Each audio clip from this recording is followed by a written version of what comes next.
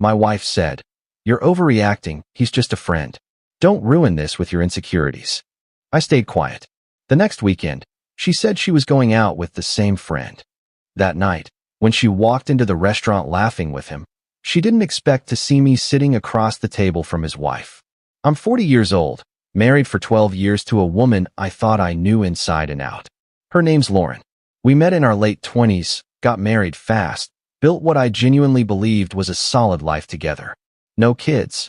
We tried for a few years, then mutually decided we were good with just us. We had our routines, our Friday movie nights, our Sunday morning coffee walks. I thought we were happy. About 3 months ago, Lauren started mentioning this guy from her yoga class. Derek. At first, it was innocent enough. Derek showed me this great stretch for my lower back. Derek recommended this podcast. I didn't think much of it. She'd had male friends before, I'd had female friends. We weren't those couples who policed each other's friendships. But then it got more frequent. Derek this, Derek that. She started staying after class to grab smoothies with the group, which apparently included Derek. Her phone was always face down now. She'd smile at texts and not tell me what was funny anymore. When I'd walk into a room, she'd casually swipe away from whatever she was reading. 2 weeks ago, I finally said something. We were in bed, and she was texting at 11 at night, smiling at her screen. I asked her who she was talking to. She said Derek. I asked why she was texting another guy that late. That's when she hit me with it. You're overreacting. He's just a friend. Don't ruin this with your insecurities. I felt like I'd been slapped. Insecurities? I'd barely said anything for weeks.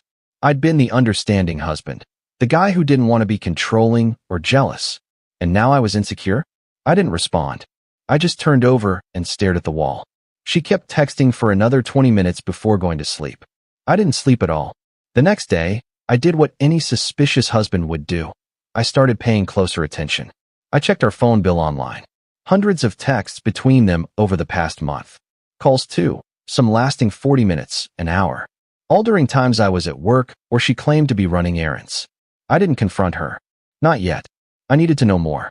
Last Friday, she told me she was going out Saturday night. Girls' night, she said. Dinner and drinks with Emma and Jess, her usual crew. I nodded, said that sounded fun. She seemed relieved I didn't push back. Saturday afternoon, I called Emma. Just casual, asked if she was excited about tonight. There was a pause. Tonight? I'm not doing anything tonight. Is Lauren saying we have plans? My stomach dropped.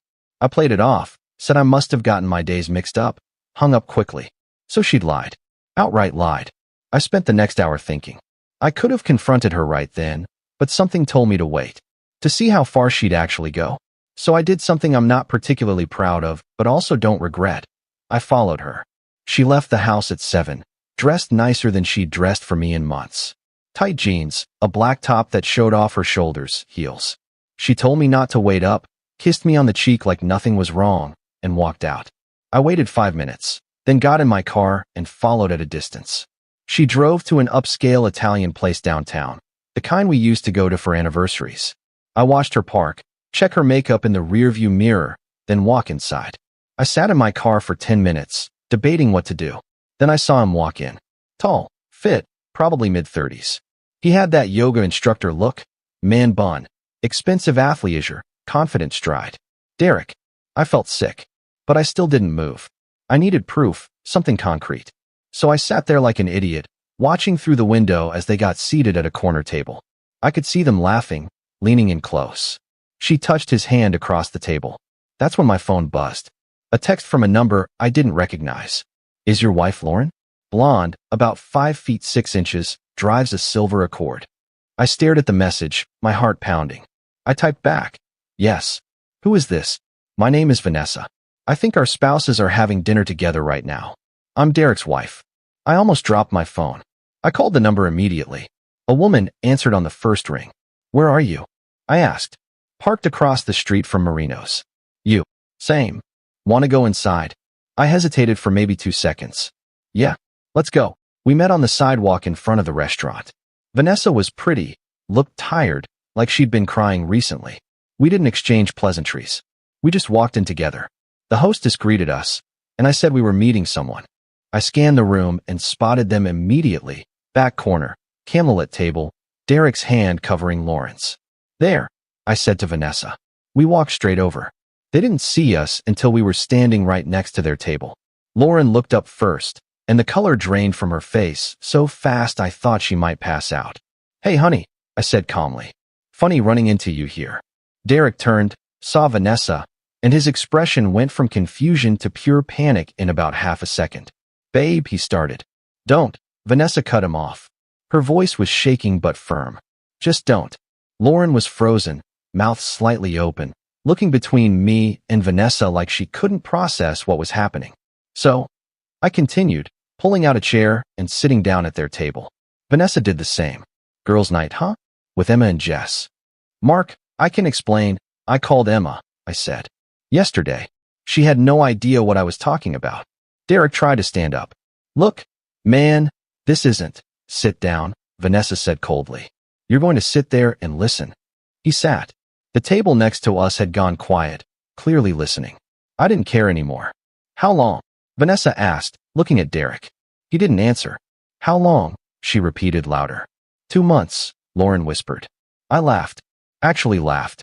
2 months. And you called me insecure. It's not what you think, Lauren started. It's exactly what I think, I interrupted. You've been sneaking around with this guy for 2 months, lying to me, gaslighting me, making me feel crazy for noticing. And tonight you got all dressed up to have a romantic dinner with him, while I sat at home thinking you were with your girlfriends. Tears were streaming down her face now. Mark, please, I'm done, I said simply. I stood up. I'll be staying at my brother's. I want you out of the house by the time I come back tomorrow to get my stuff. We're getting divorced.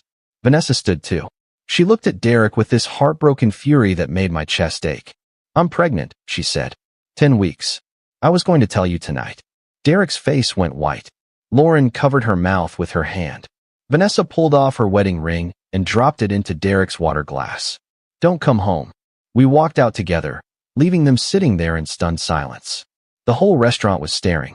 I didn't look back. Update 1. It's been 2 weeks since the restaurant. I'm still at my brother's place. He's been incredible, letting me crash in his guest room, listening to me vent, not judging me for the times I've just broken down. Lauren has been blowing up my phone. Texts, calls, voicemails. At first it was apologies and begging. Then it turned angry, saying I humiliated her, that I set her up, that I'm cruel for bringing Vanessa into it. I haven't responded to any of it. My lawyer told me not to. Yeah, I got a lawyer. Filed for divorce 3 days after the restaurant incident. I'm not dragging this out. We don't have kids. Our finances are relatively separate, and I want nothing from her except to be done. Vanessa and I have stayed in touch. Not in a romantic way. Neither of us is in that headspace. But we've become friends through this mess. She's staying with her sister and seeing a therapist to work through everything. She's keeping the baby, she told me, but Derek won't be in the picture. He tried to apologize, said it was a mistake, but she's already filed for divorce too. Apparently, Derek and Lauren had been texting nonstop since that night, panicking about what to do. Vanessa showed me some screenshots Derek accidentally sent to her instead of Lauren. They were planning to let things cool down and then figure out how to make this work. Delusional. Here's the kicker. Lauren's parents called me. They had no idea what happened. She told them we were separating because I'd become controlling and paranoid. I calmly explained the truth, offered to show them the phone records if they wanted proof. Her dad apologized profusely. Her mom cried. They said they didn't raise her to be like this. I felt bad for them. They're good people. They're devastated. I also found out from a mutual friend that Lauren got fired from her job. Turns out Derek wasn't just some guy from yoga. He was a client at the marketing firm where she works. Their affair violated company policy, and when HR caught wind of it after the restaurant scene went semi-viral on local social media, they launched an investigation. Both of them got terminated. I'm not going to lie, that felt like karma.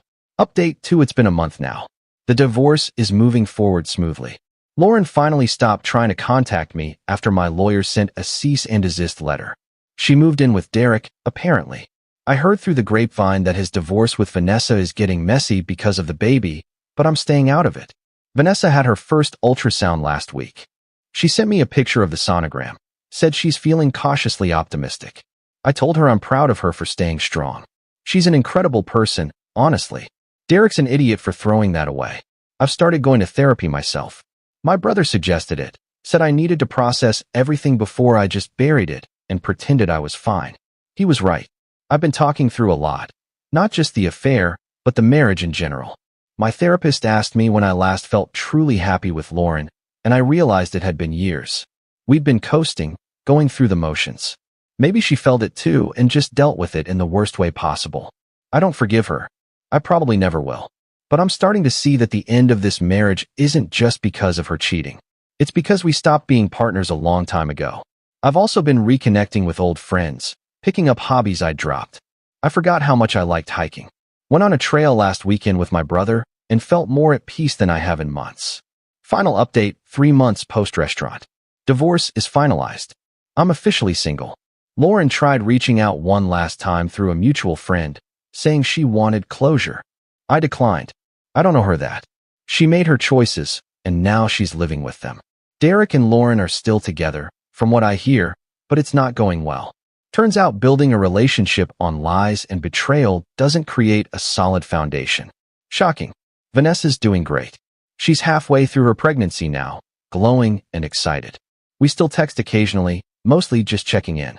She told me she's grateful for how things went down, as painful as it was, because now she knows the truth and can move forward. I moved into my own apartment last month. It's small, but it's mine.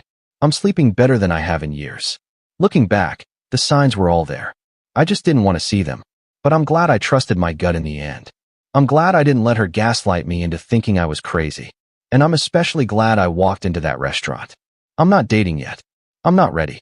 But for the first time in a long time, I feel like myself again. And that's enough for now.